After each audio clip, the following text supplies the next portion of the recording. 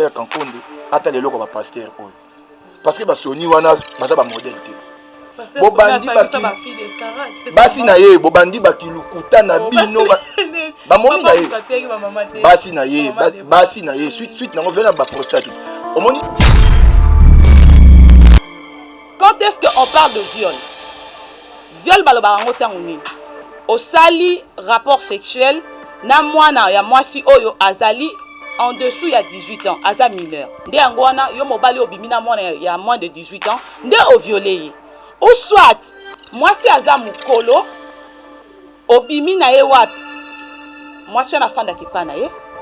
Yo o se déplacer o quitter pana o ye pana ye obimina ye. Yango ba benga rango viol.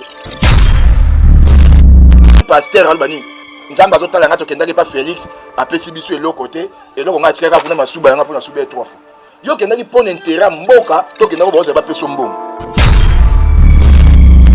Nazali pasteur ya ba président nyonso bakokutama la tête du pays. Vidéo na kosenga na ba réalisateur ya évêque ba luka yango fo ba lekisa yango abi soki lelo yo mokonzi olongwe nga na kolongwa na yo te nakotikala na oya koya parce que toute autorité vient de Dieu. Oyebi non non retour à la parole, il était dans la parole plus la vidéo na kati ça ne s'est jamais fait. Ça ne s'est jamais fait. Ça ne s'est jamais fait.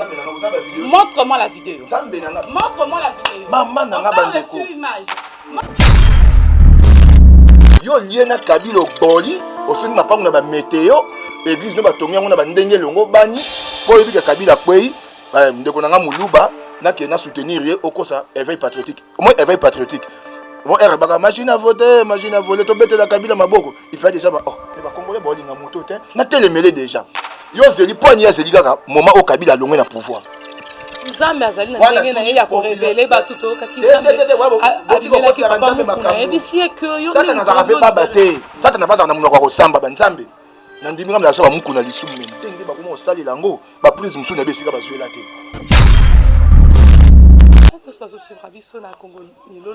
Et merci beaucoup de la confiance aux autres continuer toujours compris ça na Marciano Bi à la kamikaze de la presse quand il a sabino que l'émission a cours des grands qui jet privé qui dit il y a l'actualité aujourd'hui nous allons parler de la politique les autres analystes politiques après ça rapport makaniste bien dit que otala kaibo sepo sepela kana mingi peut tout ça lelo na présidence sectionnaire ya Bandal ou ya MPCR madame Clara Kalombo arzano na plateau na biso pe tokozana ndeko na biso kula oyo lelo tokoka makaniste na bango sur ba actualité politique eza ko régner tokolo balelo toza na crise politique ou bien le pays va bien na bango lelo tokolobela ndenge mokonzi ekolo aboyi ko investir Ronsard Malonga est-ce que aza na problème personnel naye to ndenge mpe tokoka makanisi na bango sur l'affaire dossier mokona o lelo yo etikali sans suite moto azokontinue kokufa na prison mpe lelo tokolobela banomination ya bagénéraux na oyo batie premier ministre intérimaire Gilbert Kankonde.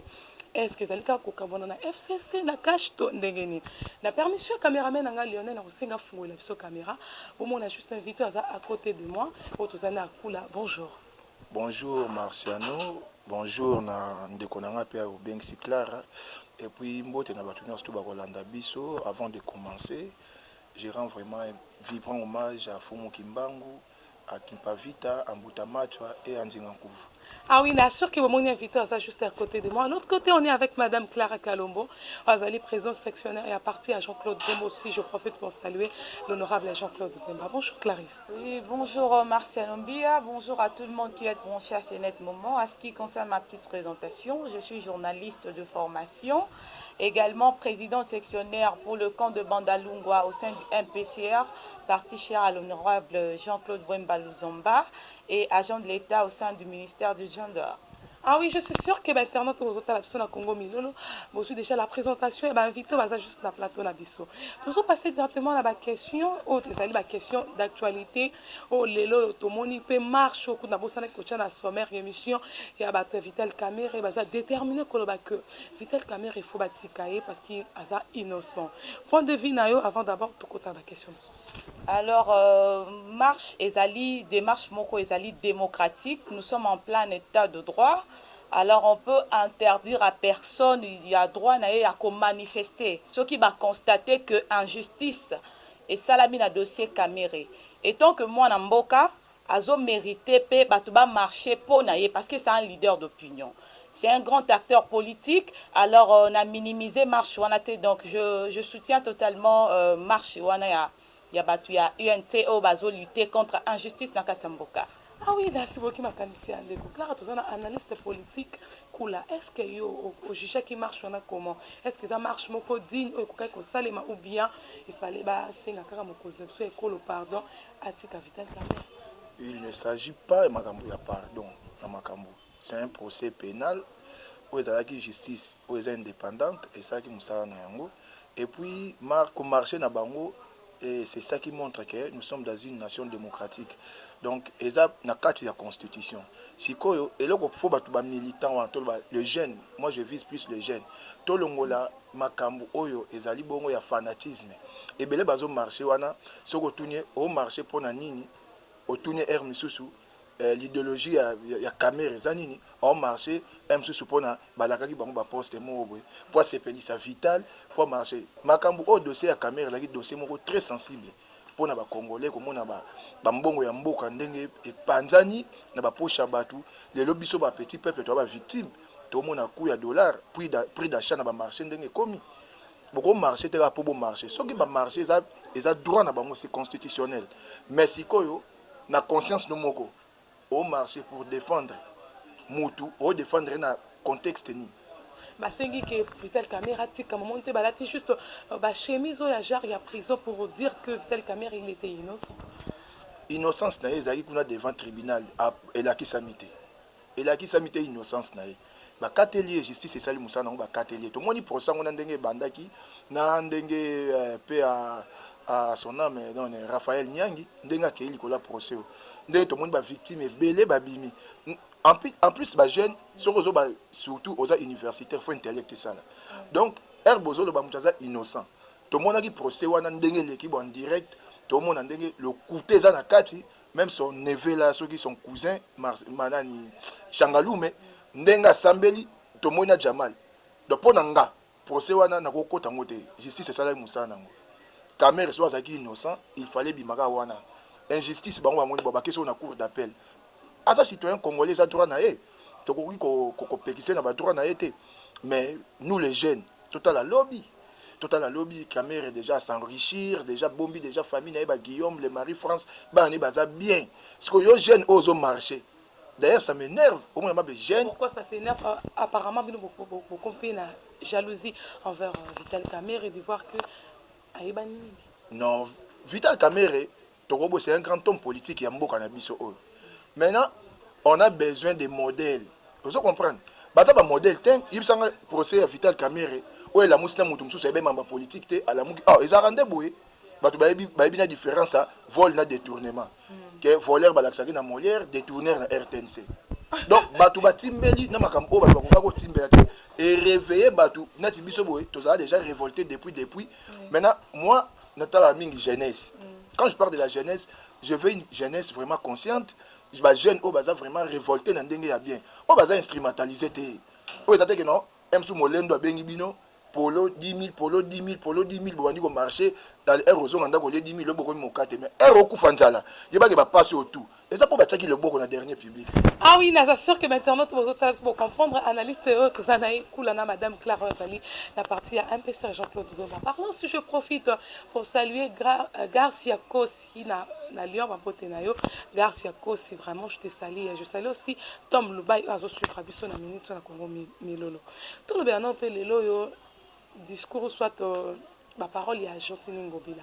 Il est déterminé de dire que matanga ezala lisusu te matanga ekomika euti na mort eke cimetière omoni te wana ezali lisusu makanisi.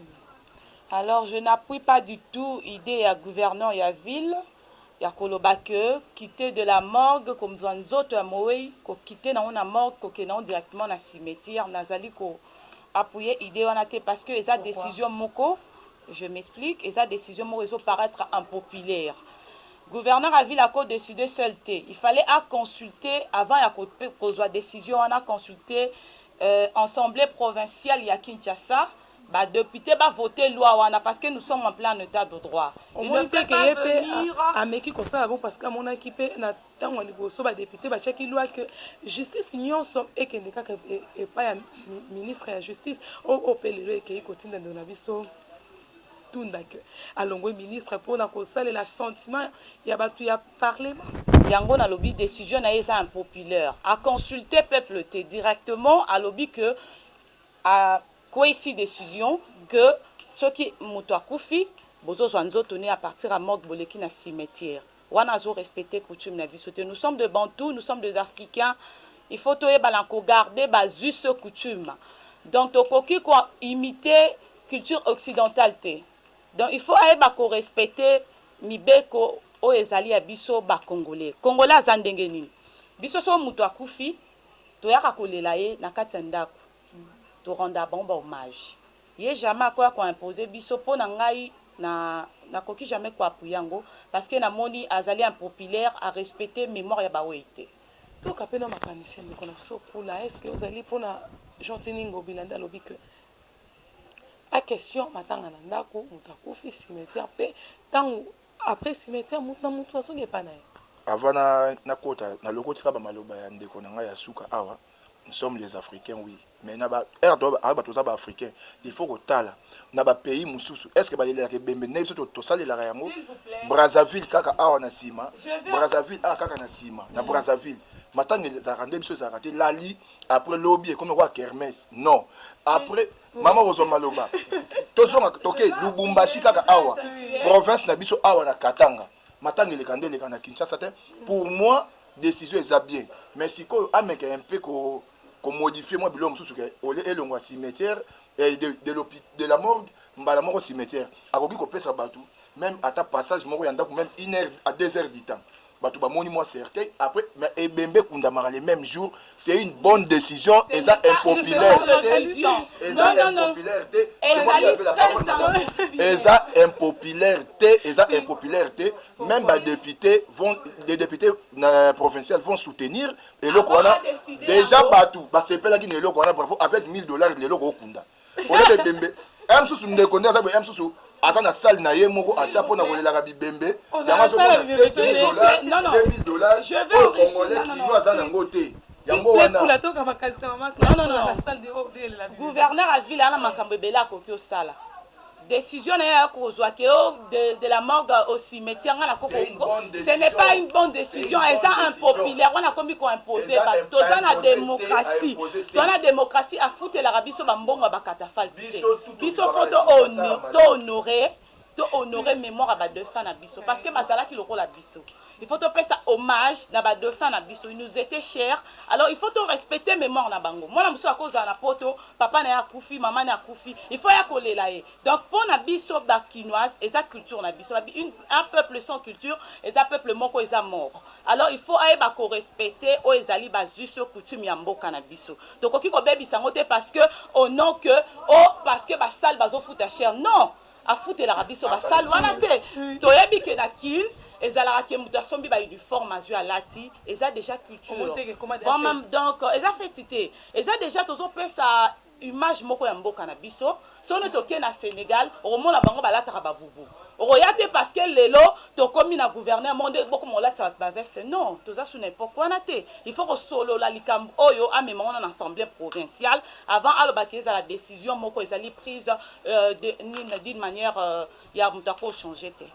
ndeko mususu eza toza na divergence te toza na ba convergence parallèle eza nini yazo confondre kolobaka ebembe bapekisi te ebembe na morgue hein evanda nango ndenge bokovandisa ba semaine bokofuta na bino normalement mais loko bapekisi eza nini ndenge oyo ezalaki manière na biso ndenge mawesilaki batu ebembe ebimi sima ebembe na buto na bobi ndenge ezaka ngwa kungwa kuleo na kine koma na ba niveau muto aloba même que non na okendanga matanga te pona zumwa $20 te ebembe mutasombela ngo elamba sika bapekisi te mwana aza na poto aya bolela mama na ye bakotika ne bosa ba organisation tu peux venir bocaler jour exemple dans 2 semaines to bimisi bembe yo koya même avant 3 jours bo bimisi boto saka kande ba loi obate bozui na morgue emsu boye na ndako moi 1 heure du temps 2 heures du temps boleki si au lieu to benda ke bembe ndenge komaki e bembe e bimi boluwe ba musique soit niveau donc na coût ya dépense boluwe ça 7000 dollars. Vous dites ça pour des personnes au bazar normal, mais quand autorité boko akufa na mboko yo bokola lycée 2 jours tout le monde a bokola lycée 1 jour na 4 stade non sikoyo basala ka ba préjugé te tozela bango moko babi la charité bien ordonnée commence par soi-même tozela ba imposer bisote hein ba imposer biso la loi est dire mais c'est la loi tokoto ça parce que moko biso to mona au exemple vieux moko ya politique ya kufi tout le monde ke bango moko ba nini to tient des jours na pays du peuple wana so to loba non biso tout aux citoyens congolais il faut se soumettre na loi au bino boteli biso il faut bande pas na bino moko. Pour moi idée wana c'est une bonne idée. C'est une bonne idée, j'appuie avec force na CP nango parce que coup ya kokunda ekiti bato bazana basal eza pas cité botia pona ba oui commissaire yango même pona fête pona ba cérémonie mususu par là bozali ko favoriser chômage parce que bato sal wana ayebi ki azwi mo isika na ye pona bataka kolela bibembe. À côté ça quelque chose. Au lieu à mi-côté on a quatre il y a détournement de fonds. Soit il y a l'État. Je ne mets non je ne mets pas ce cas à salle la bibembe. Moi je parle ici dans le nom à congolais. Nous allons défendre. Donc on partage nous même invité parce qu'il faut voir part il y a batunyoso. Il faut peser les pour et le contre.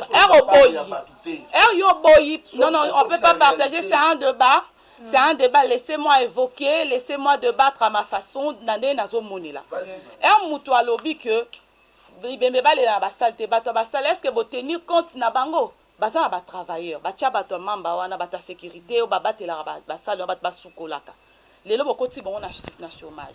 Est-ce que le gouverneur a pensé sur lendemain à batouana bobomeli bango musala bomona bibembe na basalte. Et les cas de la morgue, na cimetière. Toboïté, bolobi pour réduire le coût. To réduire le coût. Maintenant, batouya basal, bako s'en sortir comment? Est-ce que le gouverneur de la ville a pensé à ça? Tozo mon alelo ville les a salité. Tozo mon alelo comment est-ce que bazo tracasser bata police routière? To moni place gouverneur a télémité. Lelo to moni lelo transport et commis ezaki 1000 francs. Ezaki 500 francs comme 1000 francs. Gouverneur à ville na monesika lobby. Il y a beaucoup de choses à faire. Il s'est rabaissé plus bas. Donc je ne soutiens pas, je ne soutiendrai pas. Ezali idée moko eza très impopulaire. Ezali ko satisfaire mutuata mon côté ezali ko matsa to ya chômage. Na bato basa na basal, na bato baloué sara ba espace. Donc je suis très déçu. D'abord nazui kaka malobana sukabi. Bato wana ba okota na chômage machin donc ce que tokei un sous kanga misu soko le ba ba salle polyvalente batiaka cérémonie hein manipate banini oba ezalaka wana ezaka ke bembete biso siko to comme ça bato ba riche pour totalaka à côté bembe est-ce que moi ozondima o louer ça le roi miséricorde o ezana prince de Liège 7000 $ pour boler les bembe commune o ezaya l'état bo futa 1000 $ pour boler les bembe. Wa bougumestre bon on écoute dans la caisse à l'état azui pour na poche ça me dit bazu ba chéri na bango bani eza batu muto ko ma chômeur te non basala bazo recruter bazo engager batu na bango ba engager bango te pona bibembe ba engager bango pona salle donc ba engager bango pona salle eza ba manifestation tout confondu bon ndenge za bongo ya ka bolongo ke loko moko te yuko si manifestation danger na basala nde batu ba tia ba split bani ya bembe ah oui lelo réunion moko ko za ya parti politique baloué wana so eza 7000 $ ba futa ba 7000 anniversaire ba koko sala ngona kutu elongoli ba on danger pone ba tia ngo bibembe ba kenda bo ba bangaka ena ba tuso ba somo bibembe ça les a danger mais so bi o tia mariage te ba la bibembe kuna e bikisi bango ba mariage goya ba nini belé goya parce que total la passe ya peuple passe ya peuple zani peuple au moins ko ba o so abimina na ba changu abinga na soutenir gentilité pour ma bibembe ba ko beta yi ba ko beta yi je vous dis. Pour mon total, le commis avec 1000 $ au Kundi et Bembe Kitoko. 1000 $ au sombi cercle, nous sommes 400, to 600. Au moins, ba paquet ba jus au sombi. Nani ba petit sapé ba fleur, ba nini comme mon rare. Ba jus yé ba jus ba panzer na bango. Au fouti morgue. Yo obi la morgue ça combien par jour? Je sais pas. Morgue par jour, morgue monsieur à 20 $ par jour. Même si ba 40. ba cinquantenaire à tout temps sur 70 so que bembe beti 1 mois pour c'est la mutapoto billet wana mbonga billet à cause de ngota tinba ba kunde bembe pour atoyer et ko changer dans le côté atoyer mutako c'est quoi té à part que ça va être cher oko ya au mona au assister même et si ka maman nazo kende mais après koya et bembe et ko changer té pour na éthique na bongo yo senti té miko moi mawekoti bato bato ba se fort balelaka pour que yaki mutakufi o comme ça ya tala kolela mingi to perdre contrôle hein to longwaka déjà pour babar wana lingi tonda mais le mambo ni ça té le comme ça pam tokei pour na ngama gouverneur Gentini malgré tout na kota na ngo tuma mais décision on a sepeli nango pour bilan na mo za ngo 0 mais décision ça va.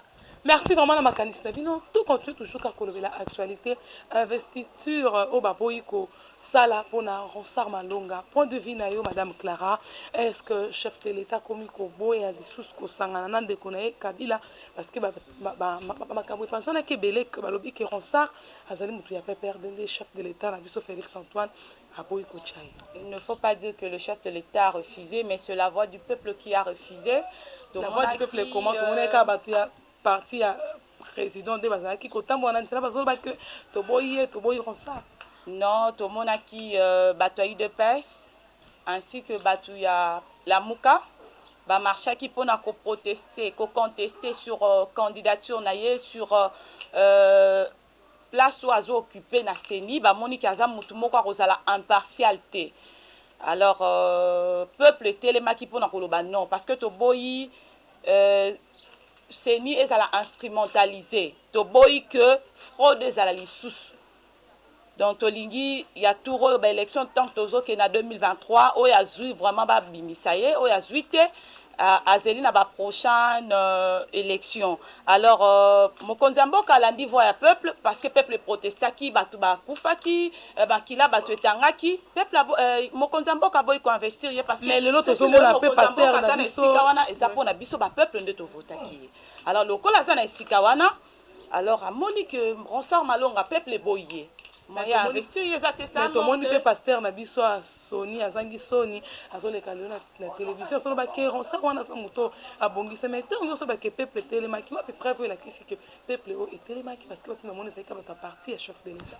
Donc ils ont ça là que c'est comme ndeko bayi moto oya zali moko pe ya biso ya la muka ndeko Bemba Jean-Pierre Gombo azalaki wana o boyokaki ye moko ya bainterviewaki na bapanzisango ndenge alobaki abi alingi te komona ndeko Malonga kozwa vraiment poste wana ya Seni amoni ki ekozala na Seni ekozala instrumentalisé bosolo ekozala te yango ya boyaki.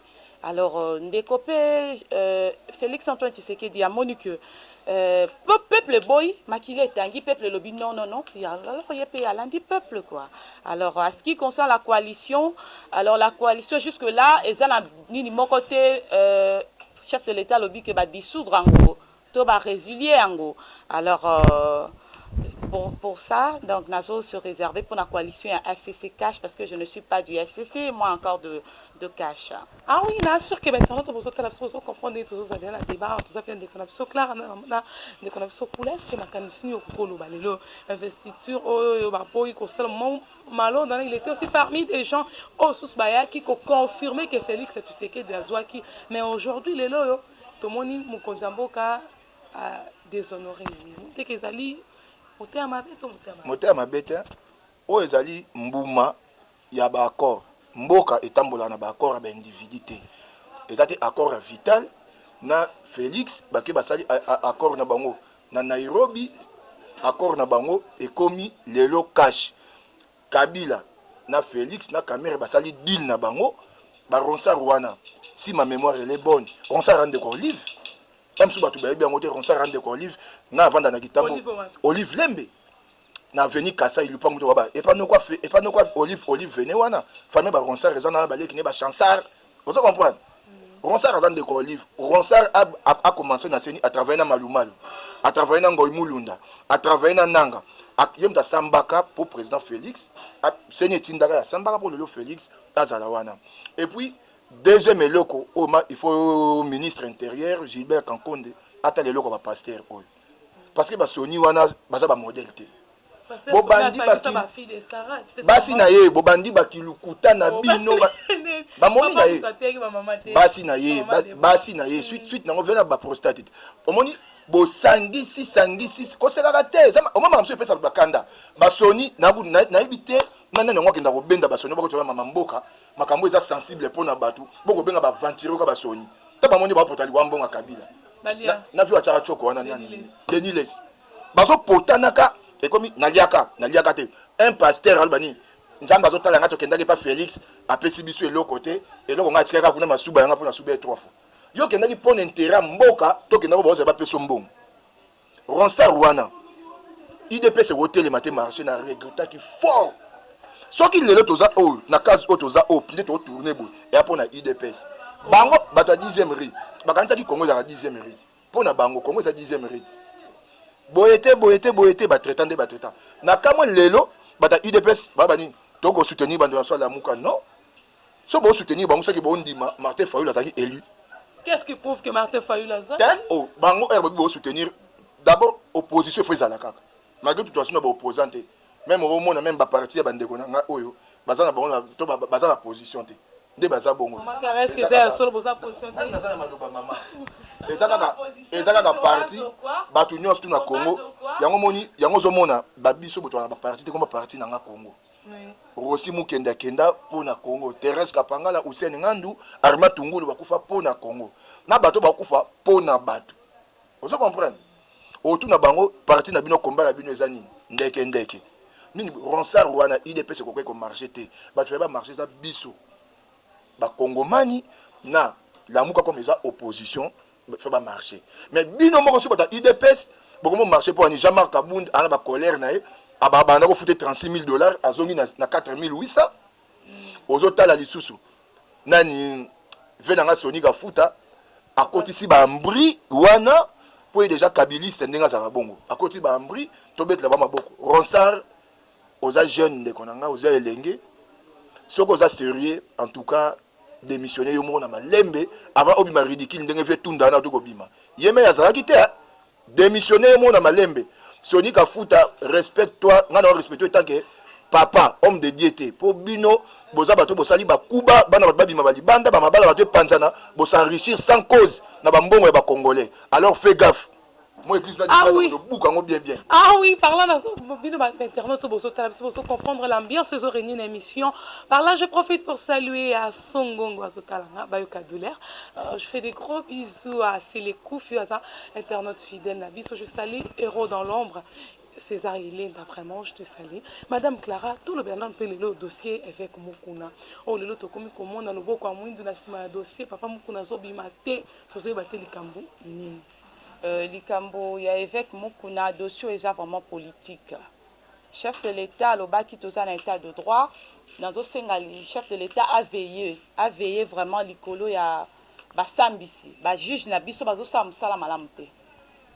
Bazana à cause de la connivence na bango ba penchant na bango envers batou ba komi ko kata dossier vraiment na ndenge sengélité bozolo ba ke moi sur Chibola mami Chibola que ba viola qui est na Mosel Nzambe avec Mukuna moi sur akoma qui déjà majeur est-ce que bo tenir compte nango appelle l'autre qui va ba faire vidéo des juges wana lobaki juge président wana lobaki que tikala ki faut ba luka ba espère pour que ba na ko décrypter vidéo wana ba ce que ça montage ou bien soit ezali elo comment est vrai jusque là ba espère ba été vous faites passer le temps na pasteur azo continuer toujours ko peiner na kati ya prison ba espère ngo bazo yake nanango asana sima ya dossier ya pasteur Mukuna otile l'autre monique jour wana na procès mami Chibola ayete bavocat ne bayete des juges pe bazalaki pona papa Mukuna abima bamonani te tokolo bani za théâtre bazosala to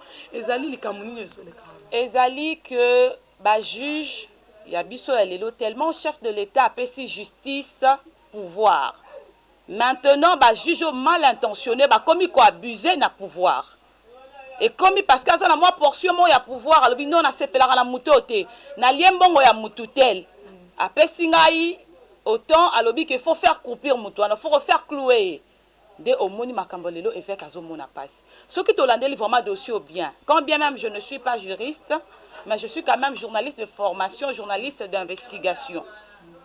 Quand est-ce qu'on parle de viol? Viol balobarango tangunini.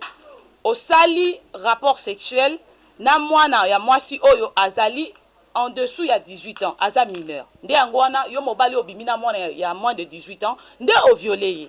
Ou soit mwasi aza mukolo obimina ye wapi. Mwasi na fanda ki pana ye. Yo o se déplacer o quitter pana o ye pana ye obimina ye. Yango babenga rango viol. Mais eloko mutu azali ko se déplacer soto bito ke nango bongo. Azo se déplacer plusieurs fois à majeur. Ben na consentiment na ye moko sans que ba imposer ye eza viol te. Yango à partir on a toujours mona que dossier est commis politique. Ah, vous avez dit sur la vidéo que la vidéo c'était avec Pascal Mukuna. Si a bolandel bobe eza yango te photo luka ba expert. Ti lelo pourquoi pas bozo luka ka ba expert wana. Des juges parce que ba siégera 3. Des juges va passer avis favorable pour un acquittement avec Mukuna. Mais le juge président a boy copé ça autorisation que Mukuna abima à la quitter. Par là, et le Koana, mais noir exaté, wana de bobengi justice, wana de bobengi état de droit. État de droit, ils ont loi ya kokoma na katambo kanabiso. État de droit jusque là, ils ont slogan. Le chef de l'État a bien dit. Mais tunabiso ya mibeko bazo mettre en pratique te. Nazo senga na avocat avec Mukuna. S'il faut ba recuser juridiction mobimba wana, soki bazo mona bosolo te. Justice ils ont pesa bino droit wana ya ko recuser. Ba ko recuser juridiction na mobimba pona na ndenge bazo traiter likambo ya évêque na malamu te. Na kozongela ndeko Denis Lesi. Albayi balia papa batosala ki bien Mukuna pe amotema ya ko wangana lelo sko asokufa. Donc ndeko Denis Lesi zo pesa ngai soni pe mawa mingi. Oza mosel na nzambe na traitera basala nzambe na limeme belé parce que nazana ba témoignage ya basala nzambe na sa chrétienne.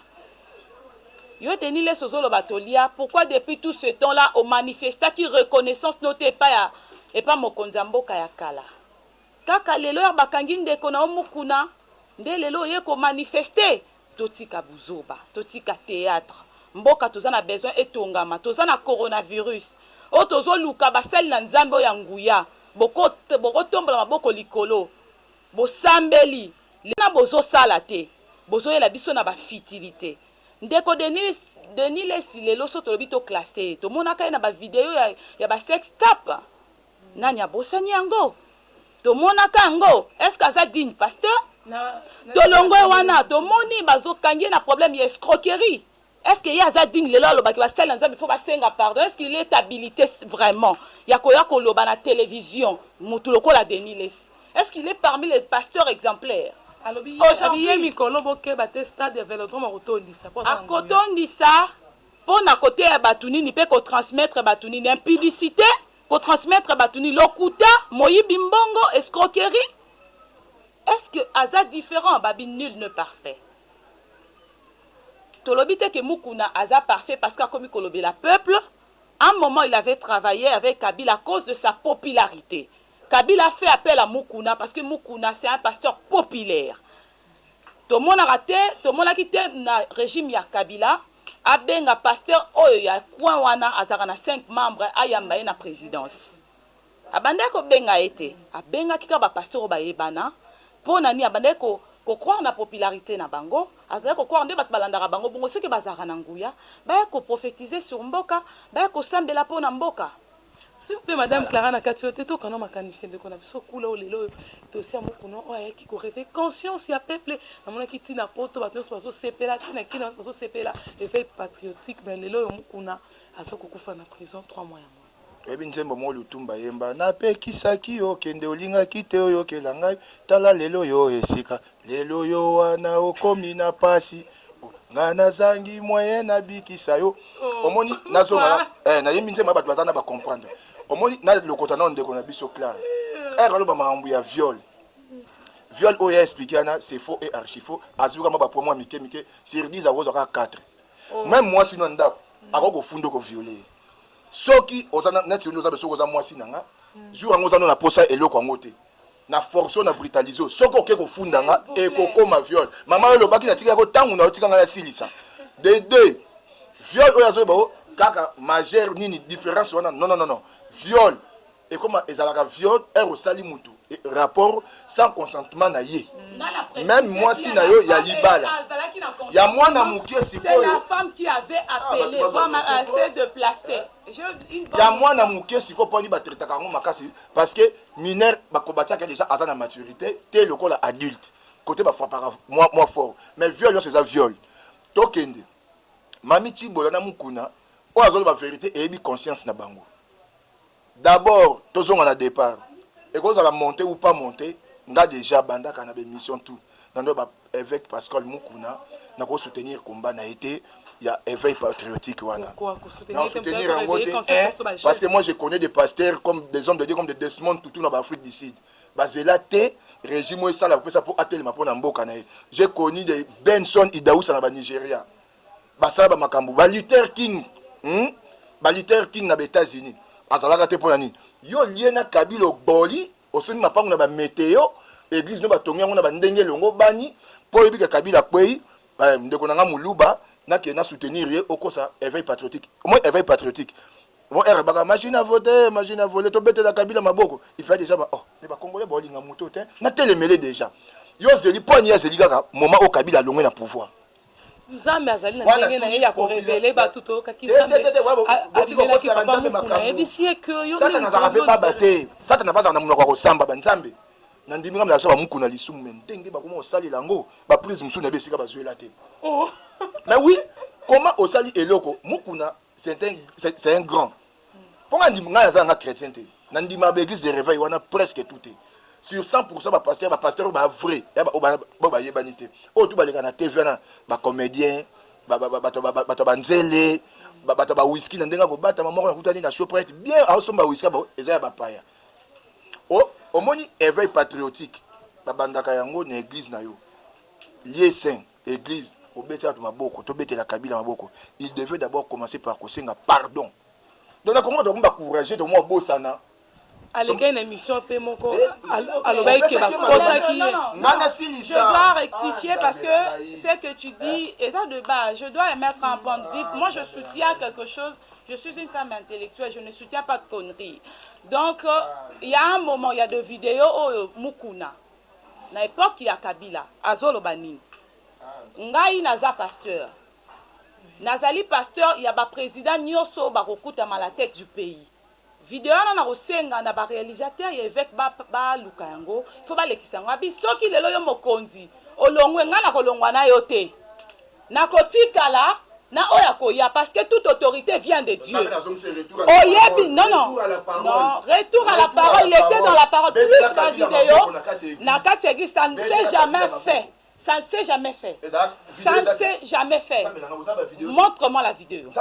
Montre-moi la vidéo. On parle sur image. Montre-moi la vidéo.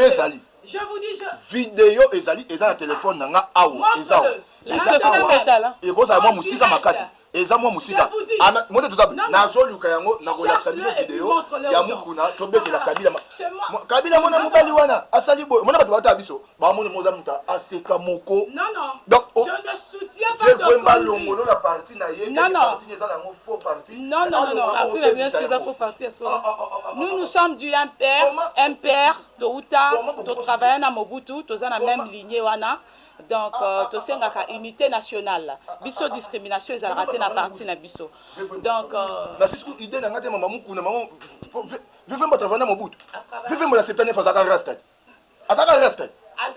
rasta le quoi fait na Daniel Monate bazaka na rasta na idée kala rasta mta toujours na makambo ya mukuna nini nzambe na ngai tokende na Bible Samuel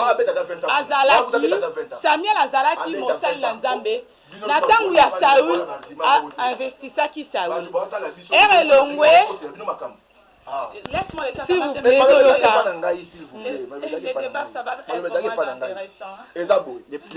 l'évêque Mukuna avant banda combat na il fallait banda liboso ko senga population congolaise pardon et ate na Congo olamuki osala ba mabe nde tomona Francis Kalombo ba moko mama opposant masenga pardon te Moïse Katumbi senga pardon te ba moko opposant tondimi bango rebelle ba rebelle ba koma ba opposant ozaki maloba nga tikela kiwa olobi nazolinga na cheminer ozoba bandeko Francis Kalombo bazalaki boye ba changer tomonaka air moko ndeko na biso aza lelo mokonzi ya mboka président Félix Antoine Tshisekedi osangana pe na bemba ope bandongwana kala ba moma moko eza makamoko ya périodique dans place nyonso bato bafanda mambo ezangaka te.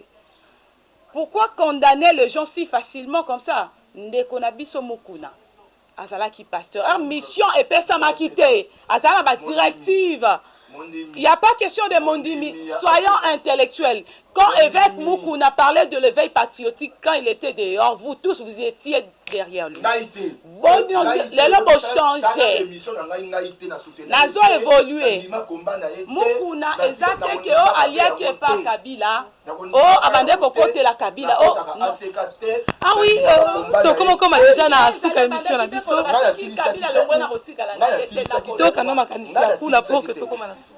Pasteur Mukuna, il faut que la population pardon. Nandenge bango ba beta bakuba avant kuta banda il faut que son borsalino Mukuna tika kuna 16 PPRD e ba pese mbonga bosa na borsalino kende kozwela ye. Kende kozwela borsalino na ye. De deux. Mukuna soki ya lelo azoba na nani na Denis Lesi. Oh Denis Lesi bwe azo parti pour ya Mukuna. Mukuna sainte. Mukuna za sainte. So atete mtondo tangile banda ba makangu na bango toyebi yango bien. Tondo tanga ke otete me ke na avenir boy. Ke bokuta likangu ne moko azana. Asa sainte. Toza même na ba journaliste. Oh bazali ke non. Bazot ba make non. Papa avec abimana na foute na. Ta la base belé ba pasteur wana. Toyete pona nini? To s'apprendre na individu Mukuna. Si il faut qu'on condamner ba bilom so basala. Oh eza bien te aza congolais na départ aza congolais. Tokozonga ke non aza congolais moi mawa.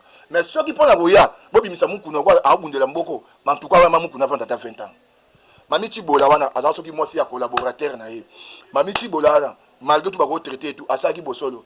Pona nini te Mukuna kwa mabi azali innocent ayebi loko te. Pona nini te témoin moko batanga komba un certain soki Roger wa benga mami Avocat Roger aya à défendre qu'ils a bongo te. C'est simple. Habiter eza bongo te mami basaki deal na bango boy na boy. D'abord na Congo faut tout ça et le monde na mutu na biso to ba pasteur te. On n'a pas des hommes de Dieu intègres bazate.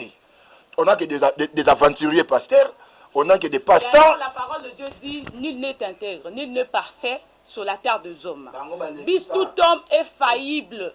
Baleki sa te tu ozali muto masumu lokola ye okoki ko ya ko juger batute. Non. Ah oui, to comment déjà na suka émission na biso. Si vous pensez na ngata mama Mukuna na système bokati na yango poto de. Oui, pour na conclure zani. Avec Mukuna ndenga zabongo eza na main noire ou main noire te abundisi Kabila na temps ma benzamba futiye li futa ya pasi o ba congolais ba lelaka o ya banda ko défendre yango futiye kacho avant da kuna pe frappe ya nzambe na ba mabe o basala na ba mabe o nyonso basala pe kozwa mwasi ya muninga na yo to za ba africain muto azaki collaborateur na obima na mwasi na ye na tingani na zabe mwasi ya Lionel ndeko na so cameraman to yebani lelo te nazwa mwasi ya Lionel na bimane pour Lionel akufi ah pasteur homme de Dieu retour à la parole. Ah! Merci vraiment qui disponible comme on sous émission na biso. Par là je profite pour saluer Thierry Piokolo Azota la biso vraiment Congo milieu le je salue aussi Abe Gandongo le meilleur de tous les temps. Oui, parti avait Vwemba na profiter pour ndekwaza aza membre kuna abisangai bazana combien de militants pe ezala kaka. Mais élément liboso yo azali. Mais je suis là déjà, Ezali, toujours. Ezali, tu sais, Belé, ce qu'on a un siège dans Ngirengiri. Et les Kikutu, ils ont presque na Congo na biso mobimba. Donc, na dirigeara déjà, na un siège nanga, na dirigeara batu. Donc, voilà. Na lingina complété, na loko avec Mukuna, on de kona biso à lobby.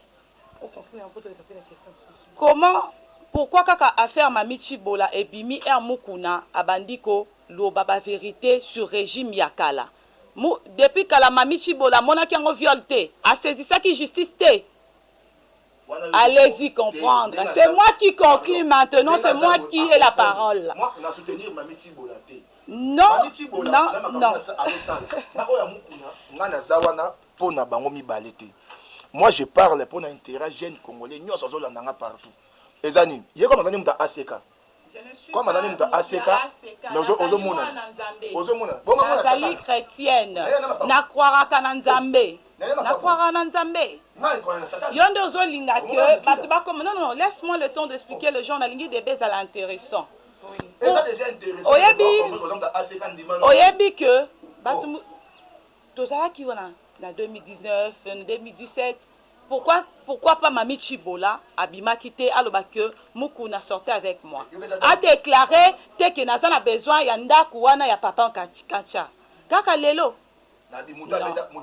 eza que batindi ye et pas mutumo ba financer ye kende bebisa réputation lobaki aza pasteur moko atambolaka mabe abima nanga parce que ce que l'on fi même na kati ya émission alekaki ba propos naie azo se contredire. Soyons intellectuels.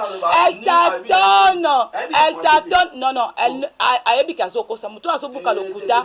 Tala ena miss azo beta. Parce que mukuna parce que mukakeza azo ba makamba politique te mtando ba makamba politique ezaki mukuna. On a koseli mukuna. Ah non makamba politique. Makamba politique éveil patriotique.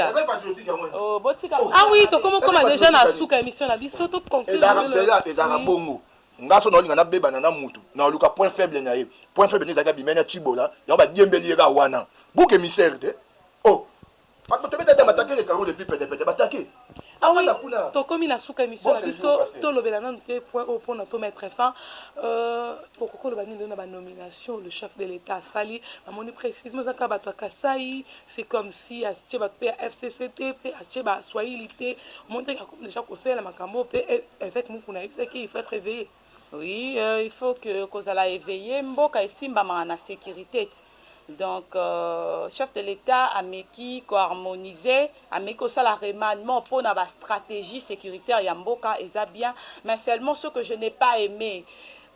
Na ba nomination à Batumusu soit sali, net ndeko na biso oyo ndeko tango fort, o azali remplacé comme inspecteur ya FARDC, général ya FARDC, et ça le rôle à au taking nganga pono sombandoki donc tozo banga même politique de faire de choses et balasouko se recommencer. Le chef de l'État doit veiller sur la nomination donc ayeba parce que sécurité na mboka na biso to monde na est bitumbezo silate. Il faut nommer des gens au bazali bien admis, bien bâti pour nous la musala. Kolobaki a poni plus ba kasayan wana na trouvango eza bien te parce que est-ce que kasayan aza mutute ceux qui azali na ba compétence na ko travailler te il faut kaka eza mutu ekolo mususu chef de l'état lobi aza pona batunyo so aboya ki tribalisme ko to kaka na ba discours na ebele azoboya que pona naza muluba il faut na côté la kaka muluba te alobi aza président batunyo so pona ba voter qui est partout alobi aza makamba discrimination te pona koloba que o a voter baluba to mona ki pe série ya président Kabila to mona ki pe ba Swahili bazala ki ebele ba inspecteur général ya la police ba inspecteur général ya FARDC to mona ki problème ezala ki te kaka pona nini kaka eza baluba non arrêtez d'attaquer baluba pe baza batu ils sont aussi des intellos ceux qui baza ba compétence na bango écoute baza na ba expérience pourquoi basala te il faut pas qu'on y ait bandeko sans raisonner yo lelo boyo cause loza muluba mais ce qu'on zo maîtriser musa na bien ndeko na yo o azali patron o ya site akotika yo sala ezateka poza muluba eza bongo. Merci vraiment non, madame Clara, nous sommes disponibles on est qu'à l'émission vraiment tout complet pendant des coups la vana peso maluba. Je profite pour saluer Abé Gandongo le meilleur de tous les temps. Je salue aussi son éminence Abé Galo Kenye Bambotena vraiment. Je salue Clara de Bruxelles et Rogal, Clara de Bruxelles et Rogal Bambotena. Je salue aussi AG Fanfalonga au Bazaba to se soutenir Marciano Mbia vraiment je vous salue. Tout comme la personne à Souka au la nomination ya chef de l'État point de vue la chose. Moi mundela za maele ba belge ba ba étudiara de kolotu. Ba ba ke mongo côté armée ça va. Ba Congo vanda na administration. Muluba ba lukela ka mwani muluba ya pouvoir ya passer. Mundela yebaka nango. Bayike baluba baza bafanda mutu mona kabe ya ka mwanga awa ba kon bandeko. Pe bana ba bando kola yi papa leki mais baza ba bandeko te. Ya moi même Kabund a kosaka Kombo et pas vu Tshisekedi Kabunda a kosi Kabundo a Kabund. Kwa bimokwa muta ba côté Moulubakati pour via PC confiance. Vous comprenez?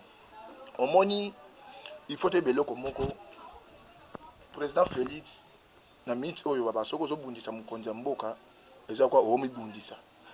To linginda sa mambo bien. Mambo bien c'est quoi? Au moni alliance Kabila ba doit souffrir na FCC KHT ba accord na bango. Et là on y autant fort à salité pendant règne Kabila ou on sait la siko. Tango fort na numbi baza ba batu moko ba bomi miyibi baza ba batu moko. Ba nomination na fala tala maramba te bato ekolo ne ou pas waza ndenga baluba. Au monde même de tozala bo monde makeno yoza muluba journaliste muluba ngabe journaliste muluba toke pa vemo ba muluba na cabinet a kocha yo. Ce que comment on est chipamba. Yo nani mongo les boy. Vous comprenez? Mais tolingi makambu ya ba guerre tribale te ba conflit wana te to na posa Congo za la moko indivisible. Le temps obso to bundana président sali boy ba troupe ya ba armée ya ba rebelle ezali 40 comme ça 50. Ozo boma ba ba yituri. Vous comprenez? To luka comment pe ekokota na mboka bandeko na biso na ba beni ba vanda bien. Bandeko na biso partout ba vanda bien.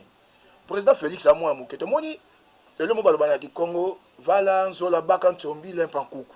Soko lingo kanga mpose lembisa loboko. Président Félix a lembisa bono liboko. Nandi meke caméra okende. Nana ndimaki. Nandi meke caméra okota prison. A lembisa liboko. Mo kola kola muka. Muko bomo ala vena wa kinga kati. Peke babaki ye.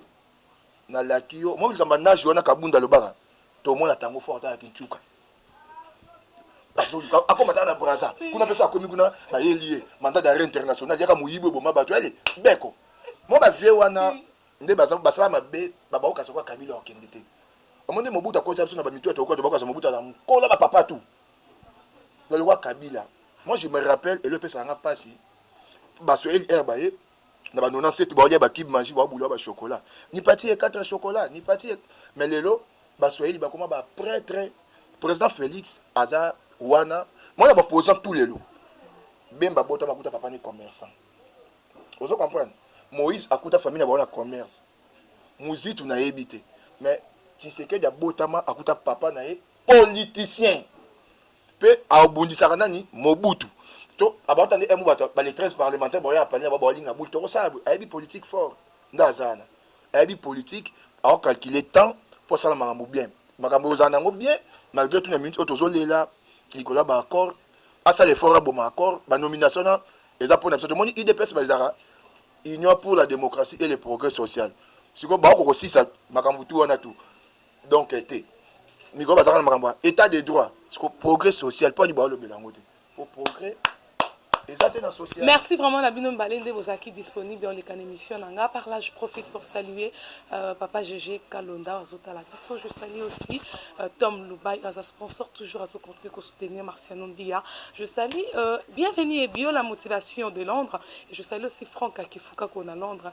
Dans Yozali, mais ça la biso bien makasi Franck Akifuka ko Mambote Nayo. Madame Clara Lilobasuka pour que aussi Lisa et Torzani Kokula à conclure dans Lilobane Asuka. Oui, Koki ko retenir tozo senga na chef de l'État Félix Antoine Tshisekedi qui demande le peuple azo senga nini alia malamu alata malamu avant dans ba condition bien asala musala ta salaire eza muke mais azwa kango régulièrement na sengi chef de l'État restructuré na domaine ya justice tellement obi justice ezala indépendante ba juge ba komi ko abuser na pouvoir wana o basili kozwa na sengi ba veiller na ba o baza nominé cette fois-ci na niveau ya justice ba na ko veiller pe na sengi na batu oyo mokonzi a nommé lokola ba konzi ya ba soldat ba na ko assurer sécurité na mboka na biso surtout côté est guerre ezosilate toyoki pe à côté moba ba tolinga ba boto la biso portion wana ya mabele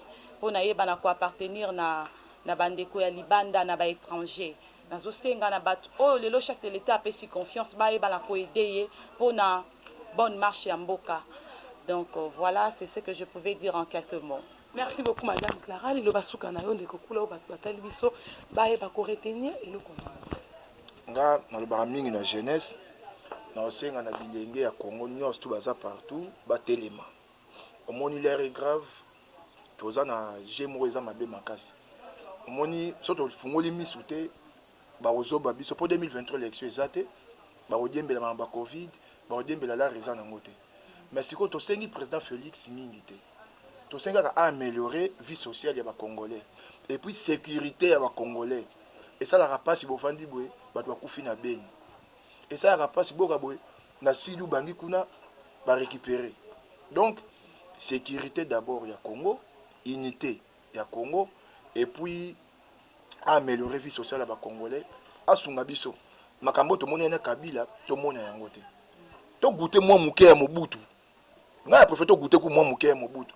Po Mobutu to banda ko lia bien makambo ezaki moi bien. To goûter Mobutu abakisi moi ki Félix. Papa n'a baki le peuple d'abord. Il moka le baka ngona ba discours né. Na bo santé papa le banga le peuple d'abord. Mais la minute au atala. Est-ce que c'est le peuple qui gagne ou bien les bénéficiaires ce sont les peuples ou bien les individus ou ya benga ki na ba poto wana ba master na ba jika to ba politicien ba miyibi to za bango tout. Donc fatala le dollar est comme à 20. Maman ou asala ranati le loba victime eza bato ba futa ba ba franc congolais. Muto ba ndo futa 750 1 million 5 c'est une valeur à $1,500. Le lieu comme 1 million 5 c'est comme le roi $750. Ce soit futa ndako à 500. Ame kotala ba biloko wana tout et puis nzamba battre la Congo, nzamba battre la biso nyonso. Donc ndeko nanga clair après na rosenga alonga parti ya VV Vwemba a rejoindre ngai place ngana zali na parti Congo aya to wabunda bien pour partir ba VV Vwemba c'est son tomba sima so bengsi biso aya ipsanga idéologie VV Vwemba. Ah oui, merci Nabino Balende pour ça qui est disponible dans les canaux émissions. Côté les mains, pour montrer l'amour. Hein. Merci vraiment à Lionel Azala qui a l'image pour nous filmer. Et merci Nabino Balende pour ça qui est disponible pour nous les canaux émissions. Cette émission, je l'ai dédiée à mon fils Faustino, l'amour des mamans, la joie des mamans. Et merci à trop à Lionel Azala qui a la caméra pour nous filmer. Vraiment, dans toute la invité je fais des gros bisous à José Yaye, à Tala qui a vraiment beau s'abonner. Na Congo Milolo que ça va bien. Bye bye. On s'est salué. Hein? Qui ça qui est moi? Ah ouais, ça montrait l'amour. Merci beaucoup. Bye bye.